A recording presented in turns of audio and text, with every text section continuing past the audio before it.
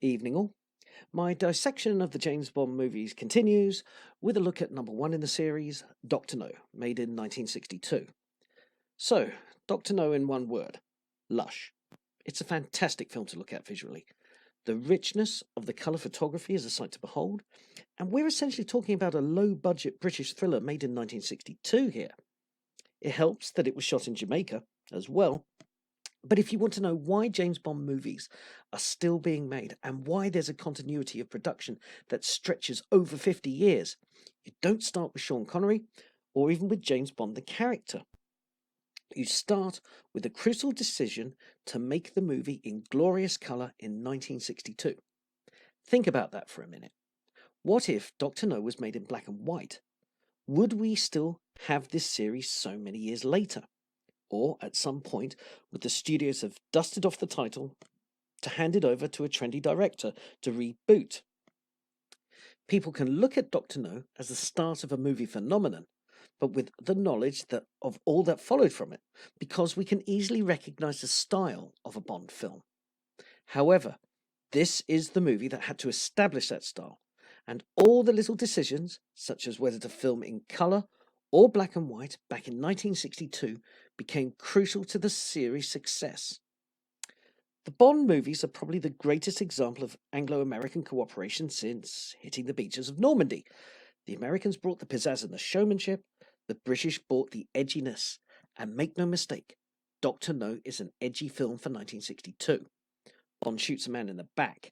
He has sex with 3 different women, and one of them he has sex with merely to keep her distracted before she gets arrested by the police. He's casual and flippant at people's death, and it's a mix of tropical paradise, travelogue, and space-age futurism. Ursula Andress is also quite unlike any leading lady gone before, with an Amazonian physique and casual references to extreme vengeance on rapists. A purely Hollywood movie would have cast someone with the fashionable hourglass figure, welded hairdo, and bright lipstick that 1950s actresses had.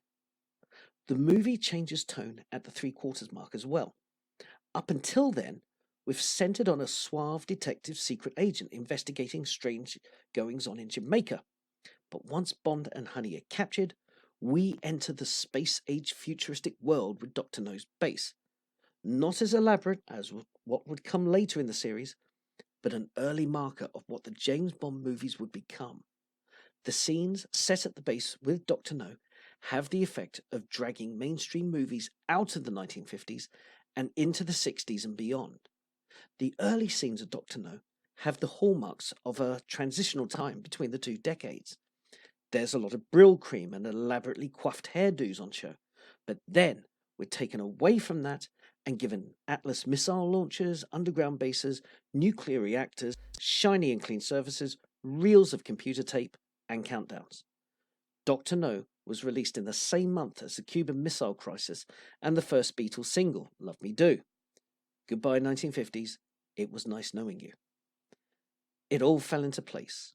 2 North American producers, a British product, the colour cinematography, the futuristic set designs, a new type of leading actress, sex, violence, ruthlessness, launched into a decade that was right at the point of defining itself apart from the one that went before, even if it didn't know where it would end up. But what a lush world that would be. James Bond will return.